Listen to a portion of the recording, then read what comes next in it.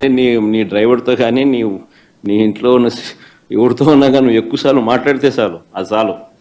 ఆ మనిషిని పిలుచుకొని రావడం, ఆ మనిషితో ప్రలోభాలు పెట్టడం, ఆ మనిషిని లేదా భయపెట్టడం, ఆ మనిషితో తప్పుడు స్టేట్మెంట్లు నీ ఇష్టం వచ్చినట్టుగా ఇప్పించడం, ఆ ఇప్పించిన స్టేట్మెంట్ ఆధారంగా ఈయనను అరెస్ట్ చేయడం.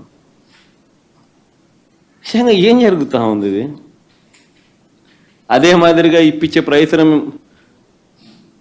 ఇంకొక కానిస్టేబుల్ మీద కూడా చేస్తే ఇంకొక కానిస్టేబుల్ ఇష్టపడకపోతే ఆ మనిషిని కొట్టే స్థాయిలోకి వెళ్ళిపోతే ఆ మనిషి ఏకంగా వీడియో తీసి జరిగిందంతా చెప్పి వీడియోను లెటర్ను ఏకంగా డీజీపీకి నుంచి ప్రెసిడెంట్ ఆఫ్ ది కంట్రీకి గవర్నర్కు లేఖ రాసి కోర్టులో కేసు వేసినాడు. అంటే ఈ మాదిరిగా ఇరికియాలనుకుంటే ఎవరు తట్టుకోగలుగుతారు? ఎవరినైనా ఇరికిచ్చేసేయచ్చు.